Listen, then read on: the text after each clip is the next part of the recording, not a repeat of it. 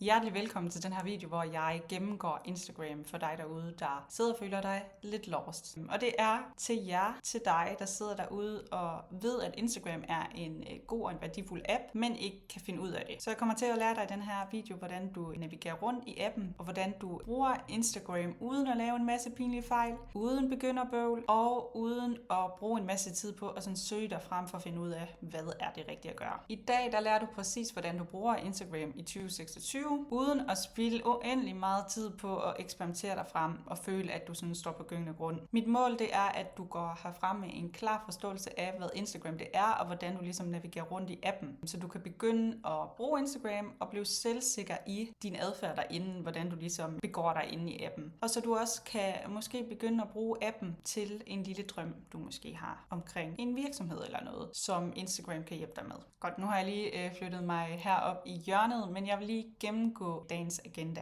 Først så hopper jeg lige ind i sådan, hvor du starter. Så fortæller jeg dig lidt om, hvordan du får styr på forsiden og din profil, hvad en bio er, og hvordan du sådan navigerer i appen helt grundlæggende. Så hjælper jeg dig til at forstå de forskellige opslagstyper, og så til sidst der får du styr på ikonerne, der er under opslagene. Og det 7. punkt, det er en lille overraskelse, som du kan glæde dig til sidst. Så step 1. Her starter du. Og til at starte med, der vil jeg bare lige forklare dig, hvad er Instagram egentlig? Instagram, det er en social medie-app, hvor du kan dele billeder og videoer. Du kan altså poste indhold i dit feed, og du kan lave stories, du kan lave reels, som andre de kan se og interagere med. Appen den bruges både til at følge venner, men også til at finde inspiration som andre mennesker, du måske ikke kender i virkeligheden. Og så bruges appen til at opbygge en profil og eksempelvis en forretning. Kort sagt så er det en platform til at dele, opdage og skabe indhold. Okay, jeg tror, at de fleste de kan det her trin, men hvis der er nogen, der ikke lige ved det, så er Instagram en app, og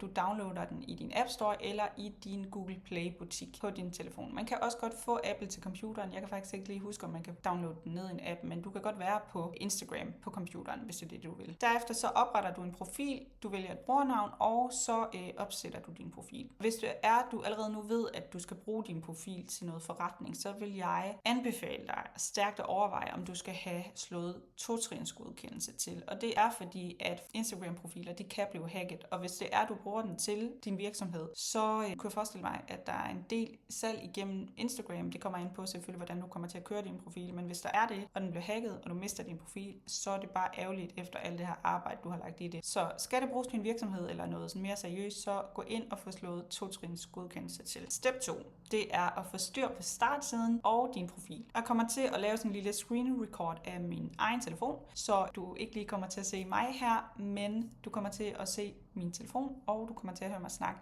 så jeg lettere kan forklare sådan, hvordan du bruger appen. Inden vi lige gør det, så vil jeg lige fortælle dig, hvad du kommer igennem til at starte med. Og det er startsiden, opslag, stories, navigationsmenuen, notifikationer og beskeder.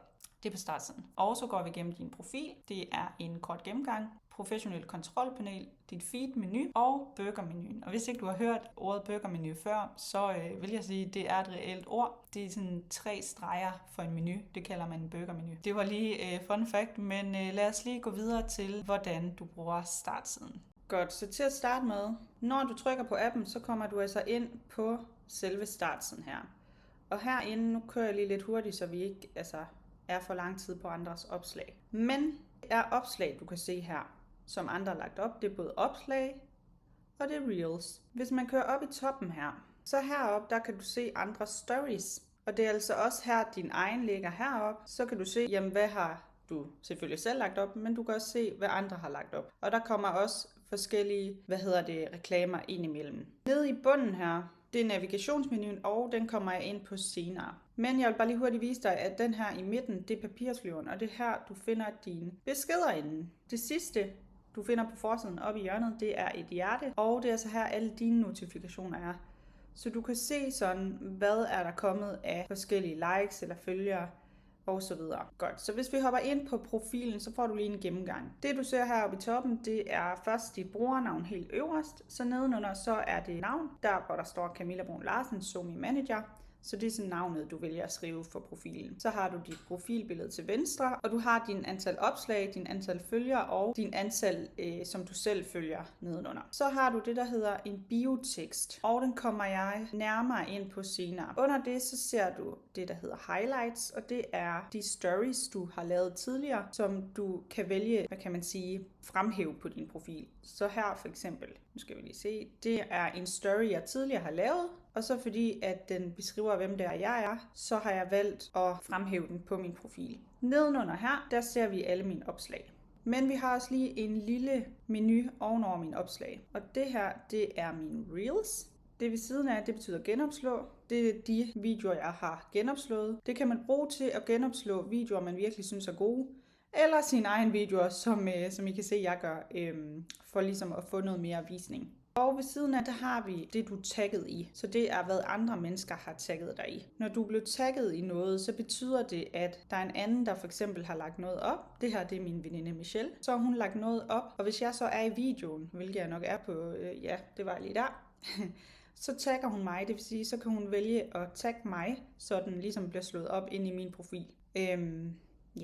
Nu vil jeg bare lige hurtigt vise dig det her professionelle kontrolpanel, og det er ikke alle profiler, der har det. Det kommer an på, hvilken profil du har valgt at oprette. Det her, det er stedet, hvor du finder alle dine statistikker, så du kan se visninger, interaktioner, nye følgere, indhold, du har delt og indblik i annoncer. Og så er der en masse nedad her. Jeg vil ikke gå mega meget dybden med det, fordi hvis du er helt ny i Instagram, så vil det bare forvirre dig mere, end det vil gøre gavn. Men hvis det er, at du er sådan lidt mere øvet i det, så er det rigtig godt at gå herind og kigge og analysere lidt på dine statistikker. Og så vil jeg også lige hurtigt vise dig burgermenuen, som det hedder heroppe i højre hjørne. Det er egentlig alle dine indstillinger, der er her, og jeg havde sådan tænkt, om jeg skulle gå igennem den. Men under hver sektion, der er der en helt ny lang liste, så det bliver alt for meget. Men heroppe i toppen, der er der de ting, du har gemt. Der er dit arkiv, så hvad du har delt tidligere af stories. Din aktivitet, hvor du kan få noget indblik i det.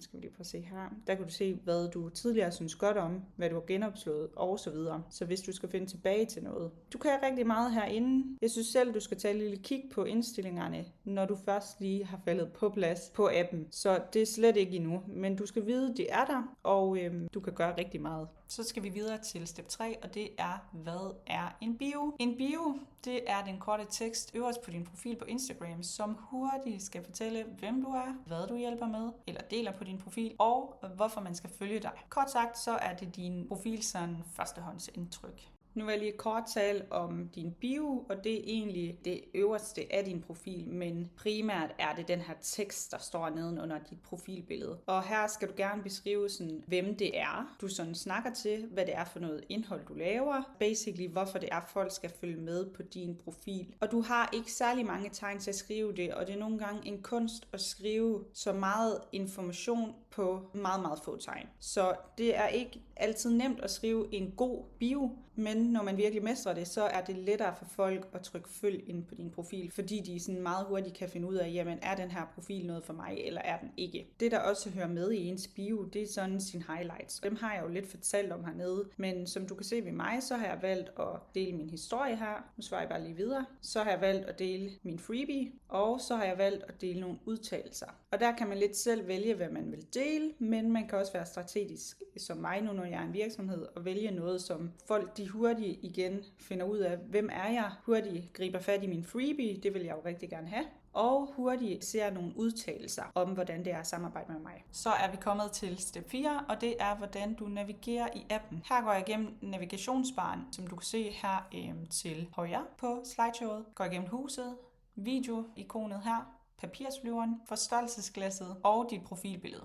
Nu vil jeg fortælle dig lidt om, hvordan du navigerer i appen. Og det gør du primært ved at bruge den her navigationsbar nede i bunden. Det første du ser, det er et hus, og når du trykker på den, så kommer du egentlig bare ind på startsiden. Det andet er et ikon, som ligner sådan en lille klip fra en video, og det betyder altså, at det er Reels-sektionen. Så hvis du bare scroller videre herinde, så kommer du til at se forskellige Reels, så det er kun Reels, der kommer frem her. Går vi herinde i, så kan man se dine beskeder, og det er dem, du skriver med privat, så det er ikke noget, der bliver delt offentligt. Går man videre til forstørrelsesglasset, så er det faktisk den side, man vil kalde for Explore, og det betyder egentlig bare, at det her, du finder en masse forskelligt indhold fra nye creators, eller ikke nye brugere, men andre brugere, du ikke allerede kender. Så kan du se det herinde. Du kan også selv søge op i søgefeltet. Der kan du søge efter noget indhold, du gerne vil se. Du kan søge efter personer, du kan søge efter noget musik. Det gør du op i søgefeltet. Det sidste er dit profilbillede, og det er bare, hvordan du kommer ind på din egen profil.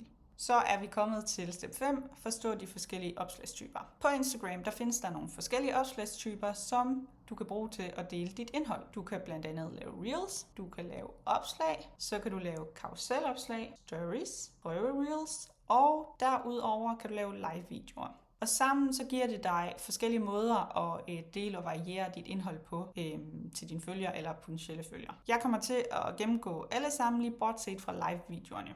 Det første, vi skal snakke om, det er en reel. Så når du vil lave eller uploade en reel, så trykker du på krydset heroppe i venstre hjørne. Så trykker du på det, der hedder reels. Og så kan du enten vælge noget, du allerede har i din kamerarulle, eller så kan du begynde at lave en video fra appen allerede. Så nu ser vi lige min computer her. Det er ikke det mest inspirerende, men nu filmer jeg bare lige lidt her. Bum. Så kan jeg faktisk begynde at lave en reel ud fra det. Hvis vi ser heroppe i toppen, så ser du et lyn, det er bare med eller uden blitz. Så kan du vælge siden af, hvor du ser en, og så et gangetegn, det er, hvor hurtigt videoen skal gå. Så der kan du selv vælge, om du vil filme med 2 gange hastighed, eller du vil gøre det i sådan lidt mere slow motion. Du kan også sætte en timer på her. Men det er noget, du lige skal sidde og lege med. Hvis jeg går for meget i dybden, bliver det for overvældende. I venstre side, så ser du noden. Trykker du på den, så kan du komme ind og finde forskelligt musik, hvis du vil have musik på din video. Under den, så er der noget, der hedder vælg en effekt. Det er, hvis du vil have nogle effekter på din video. Hvis du trykker på den nedenunder, så kan du se her, så kommer der en green screen bag mig. Og det vil sige, at jeg kan vælge at putte noget som baggrund. Så nu kan du se green screen, og så trykker jeg på en af mine billeder, som den allerede har tilgang til. Bum. Så kan jeg have det her billede i baggrunden, hvis det er det, jeg vil.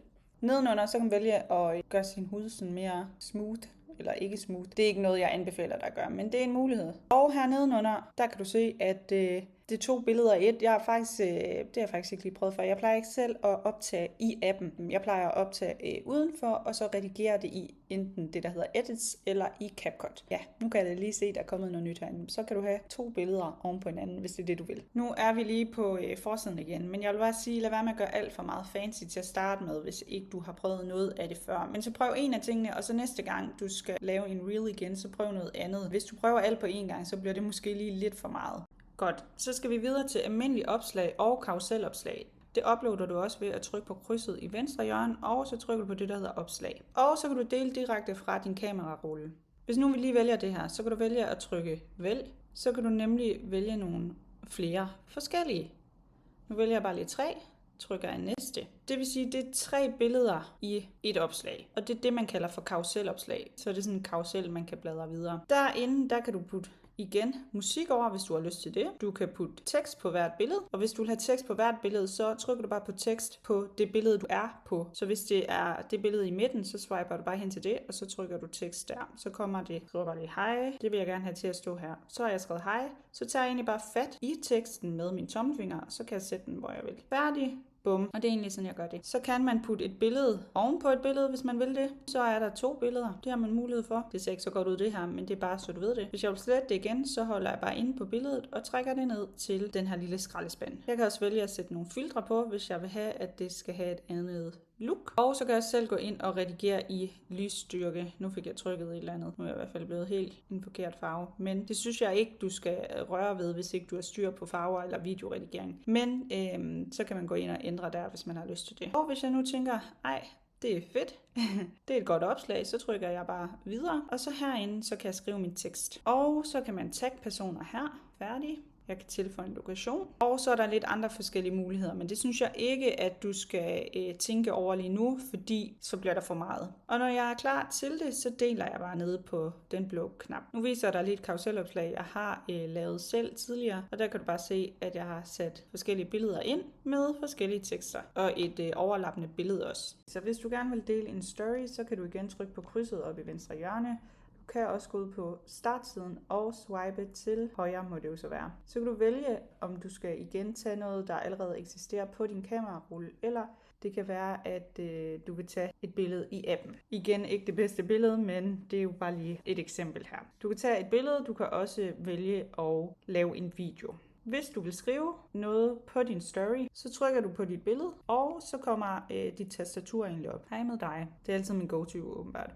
Hvis du vil ændre skrifttype, så kan du vælge, hvilken skrift du vil have her. Du kan også vælge, om der skal være en baggrund på, hvis det er, man ikke så godt kan se det.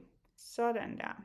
Så nu har jeg tekst på. Så har vi ligesom menuen her i højre side, så der kan du igen trykke på tekst, hvis det er det, du vil. Nu går vi lige ind i den her igen. Du kan også gå ind og ændre farven her. Det vælger du selv. Hvis du holder nede på en farve, så får du egentlig hele regnbuen her, og så kan du egentlig selv, imens du holder nede, sådan vælge, hvad for en farve du vil have. Så hvis vi trykker her ved siden af, så kan du vælge, om teksten skal animeres, det vil sige være lidt ligesom en skrivemaskine, eller pop op på den her måde, eller springe sådan ind. Hvis vi trykker på næste, så bliver det også sådan animation på en sådan lidt anden måde. Jeg ved egentlig ikke, hvorfor de har lavet 2 forskellige til den, men det er lidt af det samme. Her så kan du vælge, om teksten skal stå i midten, i siden, i højre side, venstre side, lidt ligesom når du skriver i et dokument. Her kan du vælge, om der skal være baggrund på, eller ikke. Og den sidste, jeg lige trykker på, det er noget AI, men der kan man altså lave skrifttypen, sådan, ja nu er den ved at restyle, som I kan se, men så kan man lave sådan lidt en eller anden sej skrifttype med AI. Hvis vi trykker på pilen ned her i højre hjørne, så kan vi trykke på det, der hedder klistermærker, og her kan du tilføje alt muligt forskellige. Lokation, gifs, billeder, musik, højdepunkter, meningsmålinger, link hernede. Der er rigtig meget forskelligt her, så jeg vil ikke til at gå ind i det hele. Nedenunder lyd, så her kan du vælge musik igen. Nedenunder det, der er der også nogle effekter. Det er vist også noget AI, som du kan se nu. Er den ved at lave noget nyt igen. Men hvis man godt kan lide AI eller sidde og lege med det, så kan man sidde og lege med det. Det er ikke noget, jeg sådan gør. Så kan du omtale nogen, det vil sige snabel af. Så kan du selv vælge, hvem det er, du vil omtale. Du kan tegne herinde. Igen, så kan du vælge nogle forskellige farver. Og så jeg bare lige hej her, lille hjerte, hvis det er det, jeg har lyst til. Du kan også vælge, hvis du vil have en pil på, så vælger du pilen heroppe. Du kan også vælge, hvis det er overstregning. Så bliver den sådan lidt gennemsigtig i farven. Så er der sådan lidt neonfarver, hvis du er til det.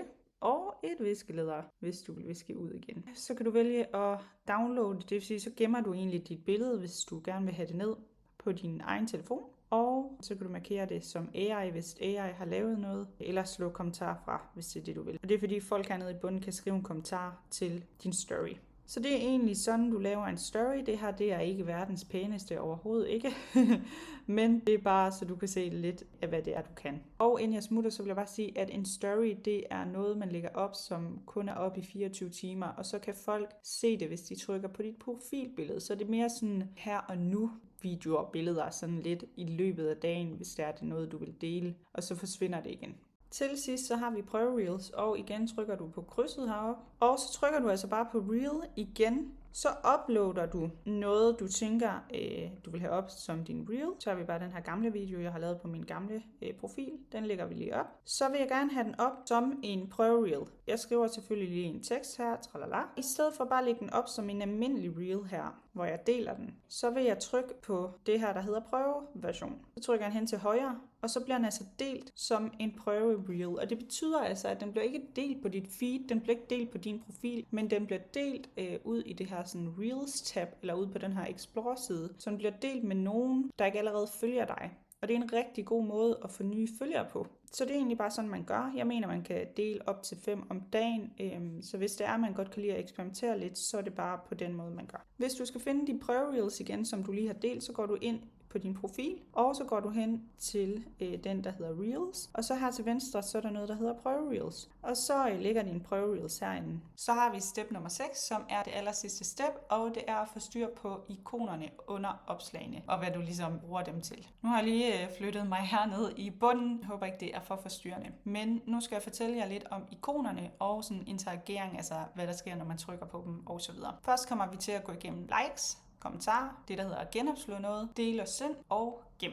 Når du går ind og liker et opslag, så skal du dobbeltklikke på det lille hjerte hernede, og så liker du personens opslag. Dem, der har delt billedet, altså personen, der har delt billedet, får en notifikation om, at du har liket personens opslag. Hvis andre personer vælger at gå ind og se, jamen, hvem har liket det her opslag, så vil dit brugernavn også dukke op, så andre kan også godt se, at du har liket det, men det er ikke sådan, at de får notifikationer om det. Så har vi kommentarer. Nu har jeg lige lavet sådan et falsk kommentarspor her, så hvis nu vi lader som om, at det er mit billede, og vi åbner op for kommentarsporene. Det gør vi ved for det første at trykke på den her lille taleboble hernede. Når man trykker på den, så kommer det her kommentarspor op. Det her, det er, det er ikke rigtige kommentarer. Det er nogle, jeg har lavet for ikke ligesom at støde nogle billederne. Det er ikke bestemte mennesker. Det er nogle billeder, som godt må bruges. Men så kunne det være, at der var en person, der har skrevet til mig helt enig. Så kan jeg svare tilbage ved at skrive, ja, det bestemmer man jo selv. Her har jeg bare lige skrevet. Det er bare med at gå efter sin drømme. Prøver man ikke, så sker der i hvert fald ikke noget, for eksempel. Jeg personligt kunne også gå ind og like hendes kommentarer. Jeg kunne sådan set også like min egen, hvis det var det, jeg ville. Men det betyder bare, at herinde kan du gå ind og skrive, og du kan gå ind og svare på andres kommentarer. Du kan også vælge, hvis nu at du er udefrakommende, og svare på en af personernes kommentarer herinde. Men du kan også bare lave en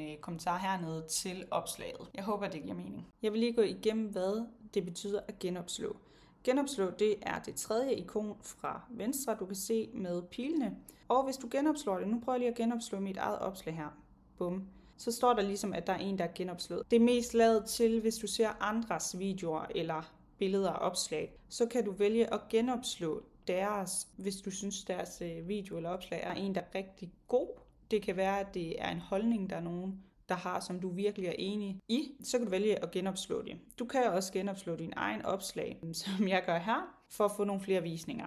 Jeg er ikke helt sikker på, om det virker endnu, men det er noget, jeg vil teste. Men det er egentlig bare det, du kan med genopslå. Og så finder du dem herinde på din profil. Igen tredje ikon, og så ser du alle de videoer, du selv har genopslået. Det sidste ikon, vi lige skal igennem, det er gem-ikonet, og det er det, I ser her til højre. Nu har jeg allerede trykket gem, men jeg prøver lige at trykke på det igen, så I lige får det rigtige billede. Så det ser sådan her ud. Hvis nu vi siger, at jeg vil gemme det her opslag. Det behøver jo ikke lige at være sit eget opslag, men nu tager vi lige det som et eksempel. Trykker på gem her, så kan jeg vælge, hvor jeg vil gemme det hen. Jeg kan bare gemme det som normalt, men ellers så kan jeg også gemme det i nogle af de mapper, jeg har lavet.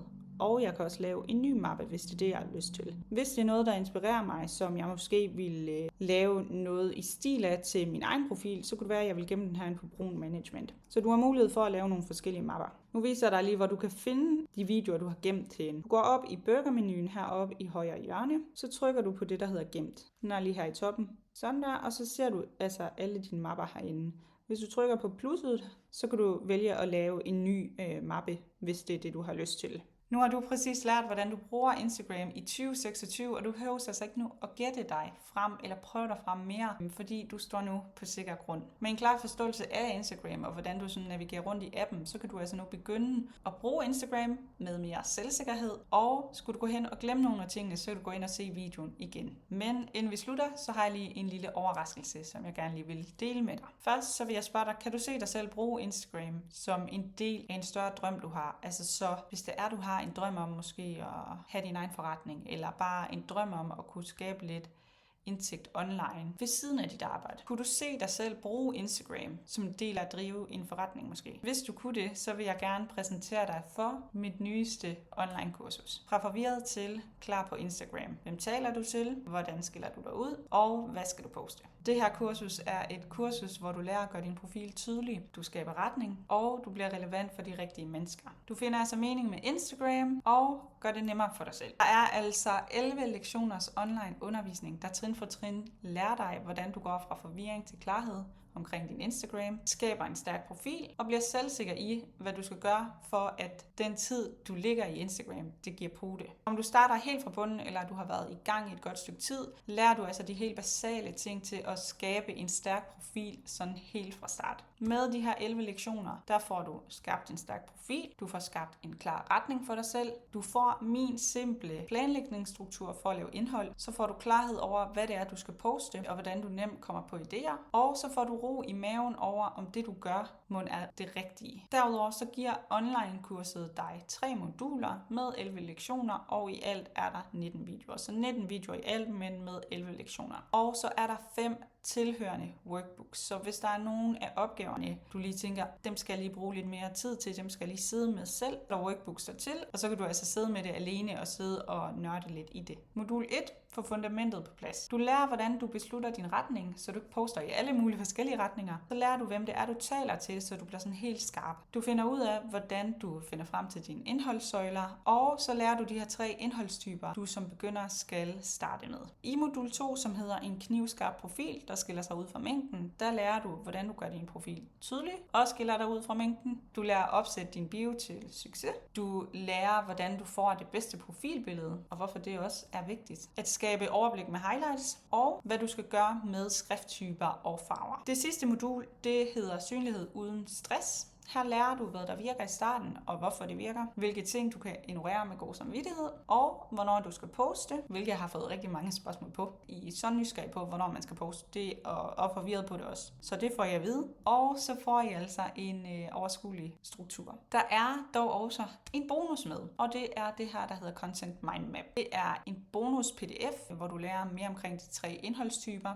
og omkring de her indholdssøjler. Men det vigtigste, det er, at du lærer at lave op til 75 indholdsidéer på ingen tid ved hjælp af mine Content Mindmap skabeloner. Og det er så inden for de her 3 indholdstyper samt dine indholdssøjler. Det er en god bonus, det vil jeg bare sige. Så, tror du, at det her online-kursus er det, du har brug for? Hvis du gør det, så er kurset allerede lanceret, og det ligger klar til dig på min hjemmeside. Du får også 3 års adgang, så hvis det er, at du har brug for at se kurset igen, så kan du roligt gøre det. Og så tænker du nok, jamen hvad koster det, Camilla? Det kan jeg godt forstå. Det er altid det her spørgsmål.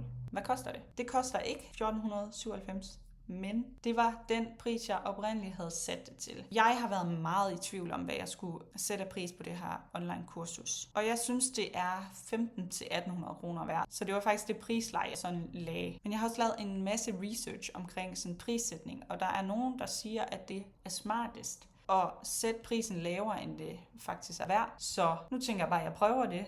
Og så må vi se, om det bider mig i røven. Men det er i hvert fald godt for dig, der sidder derude. Så min oprindelige tanke var faktisk 1.497 kroner. Men jeg har valgt at sætte det til 997 kroner. Så ærligt, jeg synes selv, det er skide billigt. Har du allerede en virksomhed, så kan du jo trække moms og skat fra. Så er det jo ingen penge. Så hvis du gerne vil i gang med Instagram, og hvis du gerne vil prøve at tage det sådan seriøst og se, om du kan skabe et godt fundament, og så måske derefter tage det til the next level, så vil jeg anbefale dig at investere i mit kursus. Du kan betale det hele over en gang, eller dele det op i 2. Så hvis du betaler over en gang, så er der selvfølgelig en bonus med, som er musik til virksomhedsfiler. Og det er ikke musik som sådan, det er en PDF, hvor jeg lister mine 10 bedste sange inden fra Instagrams licensfri musikbibliotek. Og det er fordi, når du har en virksomhedsprofil, så har du kun adgang til ikke så inspirerende musik. Så derfor har jeg fundet 10 af mine bedste sange, som du kan gå ind og finde manuelt, og så kan du gemme dem, så du altid har noget musik, der er sådan